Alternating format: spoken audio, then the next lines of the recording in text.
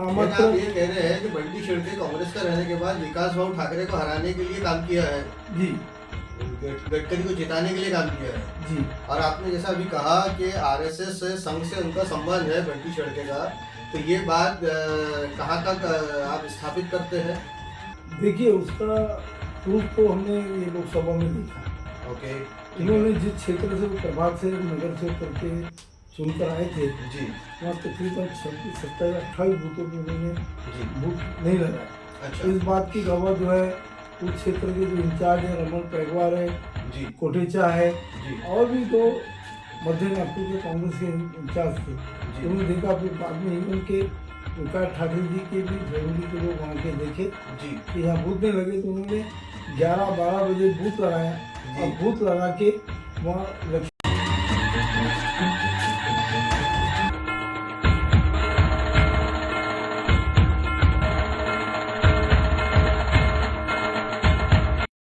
मैं उनसे मैं पूछना चाहूँगा, जी क्या वो सीएस एनआरसी के टाइम में, क्या वो नमो रिसालत के टाइम में जो नामोसर रिसालत के लड़ाई में, क्या वो नीतीश रानी के लड़ाई में या क्या आपके साथ रहा है?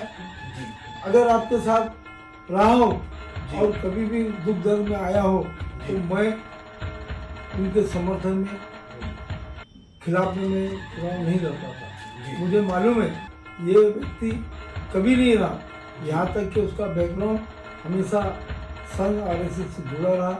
इसका मिसाल रहा जी अभी हाल ही में जो लोकसभा का चुनाव हुआ, जी इसके अंदर में उन्होंने खुलकर बोलना चाहिए, गडकरी का काम किया।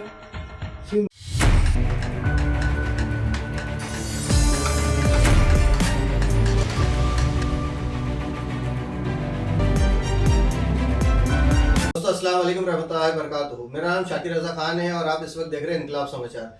इनकलाब समाचार के इस यूट्यूब मंच में मैं आप सभी का खैर मकदम करता हूं, इस्तकबाल है आप सभी का। और आज का जो शो है वो शो है 24 का महासंग्राम। 24 के महासंग्राम में हमारे साथ आज एक ऐसी शख्सियत मौजूद है जिसने कांग्रेस से महज इसलिए बगावत की क्योंकि कांग्रेस पॉलिटिकल पार्टी जो होने के नाते उसमें जो उनके समुदाय से जो लोग आते हैं उनमें से किसी को भी सम्मानीय जगह नहीं दिए जाने पर और विधानसभा का टिकट नहीं दिए जाने पर नाराज होकर के कांग्रेस के खिलाफ बगावत करके अपने समुदाय के वोट को अलग कर कांग्रेस के खिलाफ में है तो बिगुल बजाया है। तो आइए आज हम समझते हैं, जानते हैं कि उनकी क्या कारगुजारियां रहेंगी, कैसे वो कांग्रेस के खिलाफ में काम करेंगे और क्या वो काम करने जा रहे हैं, ये समझते हैं। जिन शख्स का ने बगावत की उस शख्स का नाम है हाजी मोहम्मद कलाम और हाजी मोहम्मद कलाम मध्य नागपुर की कॉन्स्टिट्यूंसी से निर्दलीय चुनाव मैदान में उतरे हुए हैं। तो हाजी मोहम्मद कलाम साहब, आपका बहुत बहुत शुक्रिया हमारे स्टूडियो तशरीफ लाए। अस्सलाम वालेकुम रहमतुल्लाहि व बरकातुहू। आपका इस्तकबाल है हमारे इस शो में और हमारा पहला सवाल आपसे यही रहेगा कि आपने जो बगावत की है कांग्रेस से, क्या वो बगावत वक्तिया है या पुख्तगी से है? देखिए, ये तो पुख्तगी से है। मैं कांग्रेस का सीनियर कार्यकर्ता था कांग्रेस पार्टी में। मेरी बगावत जो कांग्रेस पार्टी ने गलत डिसीजन लेके जिस कैंडिडेट को टिकट दिया है उसके खिलाफ में है। अच्छा, यानी आपने कांग्रेस के मौजूदा उम्मीदवार के खिलाफ में बगावत की है पार्टी से। जी ठीक है। कौन है मौजूदा उम्मीदवार मध्य नागपुर से? ये है बंटी शेड़के। बंटी शेड़के। तो बंटी शेड़के को आपने की पार्टी ने अगर टिकट दी तो उससे आपको नाराजगी की क्या कुछ खास वजह है? व्यक्तिगत वजह है या सामाजिक वजह है? देखिए, व्यक्तिगत तो कोई वजह नहीं है जी, ये सामाजिक वजह है। बेहतर। क्योंकि समाज में जो आज तक अन्याय होते आ रहा था, जैसा एनआरसी का मुद्दा है, सीए एनआरसी था, जी उसके बाद में हमारा कोरोना का टाइम था, उसके बाद में नमो रिसालत के सल्लल्लाहु अलैहि वसल्लम के खिलाफ में जिस तरीके से बोला जा रहा था, उनके खिलाफ जिस तरह से भारतीय जनता पार्टी के एक एमएलए ने कहा था कि अब मैं घुस के मारूंगा, ऐसे वक्त में इन्होंने किसी भी तरीके से मुसलमानों के फेवर का कोई भी आंदोलन नहीं किया, ना ही किसी तरीके से गवर्नमेंट को ये आवाज़ उठाने की बात यानी की। आप कलाम भाई आप ये कहना चाह रहे हैं कि मध्य नागपुर से कांग्रेस के जो उम्मीदवार है बंटी छिड़के, उन्होंने मुस्लिम समाज के सामाजिक मुद्दों पे कभी भी है तो साथ नहीं दिया। ओवरऑल आप ये कहना चाह रहे हैं, जिसमें आपने कहा कि सीएनआरसी के मुद्दे पे वो हमारे आपके आंदोलन में साथ नहीं आए, ट्रिपल तलाक में वो आपके आंदोलन में साथ नहीं आए, आपका ये इल्ज़ाम है उन पे। तो महज इसीलिए आप है तो चुनाव में उतरे हैं, या आपने कांग्रेस पार्टी के उम्मीदवार को कांग्रेस के खिलाफ में उतरे हैं? नहीं, मैं तो उम्मीदवार के खिलाफ उतरा हूँ। अच्छा, आप पार्टी से नाराज नहीं है, उम्मीदवार से नाराज है? नहीं, मैं पार्टी के निर्णय से भी नाराज हूँ। पार्टी के निर्णय से नाराज है? निर्णय से नाराज हूँ। तो कलाम भाई ऐसा क्या हुआ कि जो आप पार्टी के निर्णय से नाराज हो गए? देखिए, जब पार्टी ने जब डिसाइड किया कि महाराष्ट्र से हम मुस्लिम समाज अल्पसंख्यक को न्याय देंगे, उनको टिकटें देंगे, 12 से 15 टिकट देने का वादा किया जी, और एंड टाइम पे उन्होंने महाराष्ट्र से मुश्किल से 6 या 7 टिकट दिया, और वो भी काफ़ी मशक्क़त के बाद।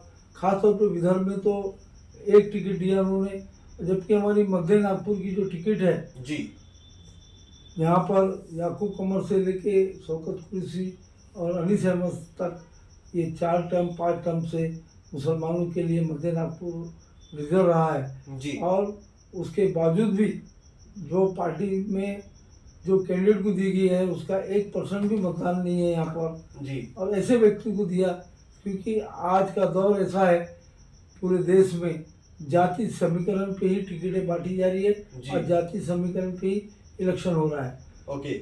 और वो इलेक्शन के अंदर में जाति के अगर जिस जाति का अगर वहाँ प्रभाव नहीं है, ऐसे व्यक्तियों को जहाँ टिकट दी गई है वहाँ की यानी जनता आप ये कहना चाह रहे हैं कि मध्य नागपुर से बंटी छिड़की की जाति का कोई भी वोटर नहीं है, कोई प्रभाव नहीं है? बिल्कुल नहीं, पूरी तरह से नहीं है। तो मध्य नागपुर की कॉन्स्टिट्यूंसी में मेजोरिटी ऑफ वोट किसके है? मध्य नागपुर में मेजॉरिटी ऑफ वोट अगर कांग्रेस के माने जाए तो मुस्लिम वोट है। ओके, ठीक है। मुझे अपक्ष उम्मीदवार करके मैं यहाँ जरूर खड़ा हूँ। मेरे साथ में एक पॉकेट जुड़ा है जो वंचित आघाड़ी के नाम से है, जो कि यहाँ 40,000 वोट है। उसमें से मुझे आज 20 से 25,000 वोट उनके मिल सकते हैं, और मेरे समाज के अगर 80,000 वोट में से मुझे अगर ईमानदारी से अगर वन साइड वोट मिले तो मैं भी आपके नुमाइंदा बन सकता हूँ और जीत के आ सकता हूँ। तो कलाम भाई, जैसा आप बोले कि अगर मुस्लिम समाज से और वंचित समाज से आपको वोट मिलता है तो आप चुन के आ सकते हैं, तो मुस्लिम समाज में आपके और वंचित समाज के लिए ऐसे क्या मुद्दे हैं जिस मुद्दे पे आपको वो वोट दे? देखिए, वंचित समाज जो है ये दलित समाज से बिलोंग करती है वंचित आघाड़ी। इनके अपने मुद्दे आरक्षण के हैं। मुस्लिम समाज के भी कई मुद्दे हैं। नमो रिसालत का मुद्दा सबसे बड़ा भी सामने है कि इसके ऊपर हमें एक बिल लाना चाहिए। दूसरा मुद्दा ये है कि जो CNA, NRC और ट्रिपल तलाक और ऐसे कई मुद्दे हैं जिसके खिलाफ हमें लड़ना है। हमें जो है हमारे अल्पसंख्यक बच्चों के लिए एजुकेशन के लिए आरक्षण के लिए लड़ना है। बच्चों का आरक्षण एजुकेशन में चाहिए हमें। कलाम भाई, जैसा कि आप कह रहे हैं कि आपको हलवा समाज का भी समर्थन हासिल है, वंचित समाज का भी समर्थन हासिल है और मुस्लिम समाज का भी है, तो क्या ये जो लड़ाई आपने गरिमा की लड़ाई लड़ी है, स्वाभिमान की लड़ाई आप लड़ रहे हैं इस वक्त में, कांग्रेस पार्टी से अलग होकर के कांग्रेस के दूसरे कार्यकर्ता, दूसरे नेता भी आपका समर्थन दे रहे हैं, चाहे वो खुल के ना दे रहे हो, अंदर से दे रहे हैं क्या?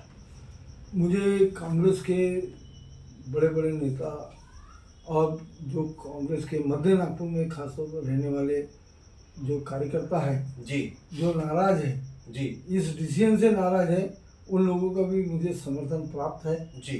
मैं आज जो चुनाव लड़ रहा हूँ उनकी ताकत से लड़ रहा हूँ जी, जो कांग्रेस से नाराज है जी, और कांग्रेस के गलत निर्णय की वजह से जी, ये निर्णय कांग्रेस पार्टी ने हाईकमान से लिया है जी। लोगों का कहना है कि अगर हाईकमान को देना है तो अपने हाईकमान में रखे जी, ये व्यक्ति को यहाँ लाके हमारे सर पे क्यों बिठा रहे जी, क्योंकि ये व्यक्ति किसी भी बुजुर्ग कांग्रेसियों को, वरिष्ठ नागरिकों को सम्मान नहीं देता है और ये मात्र चंद लड़कों को, नौजवानों को लेके घूम के अपना राजकारण कर रहे हैं, जिससे समाज का विकास होना तो दूर रहा, जी हमारे पार्टी का भी इसमें काफ़ी नुकसान हुआ जी।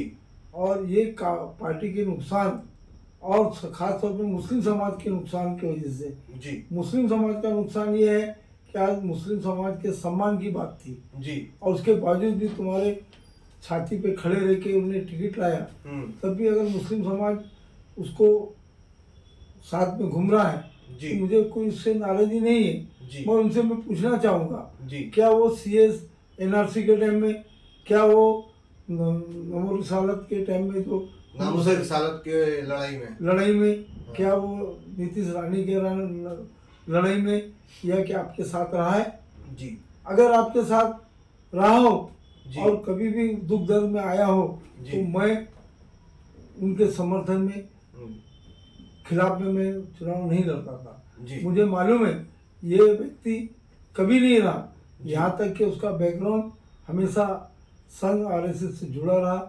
इसका मिसाल रहा जी अभी हाल ही में जो लोकसभा का चुनाव हुआ, जी इसके अंदर में उन्होंने खुलकर बोलना चाहिए, गडकरी का काम किया, सिर्फ फिर नामात्र। आप ये कह रहे हैं कि बंटी छिड़के कांग्रेस का रहने के बाद विकास भाऊ ठाकरे को हराने के लिए काम किया है, जी गडकरी को जिताने के लिए काम किया है जी। और आपने जैसा अभी कहा कि RSS से, संघ से उनका संबंध है बंटी छिड़के का, तो ये बात कहाँ तक आप स्थापित करते हैं?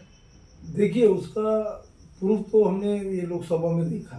ओके उन्होंने जिस क्षेत्र से वो प्रभाग से नगर से करके चुनकर आए थे, जी वहाँ तकरीबन 26, 27, 28 बूथों पे उन्होंने जी बूथ नहीं लगाए। अच्छा इस बात की गवाह जो है उस क्षेत्र के जो इंचार्ज है रमन पैगवार है, जी कोटेचा है जी और भी जो मध्य नागपुर के कांग्रेस के इंचार्ज थे, जी उन्होंने देखा। फिर बाद में इवन के विकास ठाकरे जी के भी फैमिली के लोग वहाँ के देखे जी कि यहाँ बूथ नहीं लगे, तो उन्होंने 11-12 बजे बूथ लगाया जी। और बूथ लगा के वहाँ इलेक्शन कराया ओके और सबसे ज़्यादा हाईएस्ट परसेंटेज उसी क्षेत्र का रहा जहाँ पे उन्होंने बूथ नहीं लगाया था। आया क्षेत्र गडकरी को वोट मिलने का जो परसेंटेज है वो ज्यादा रहा उसी क्षेत्र का मध्य नागपुर में।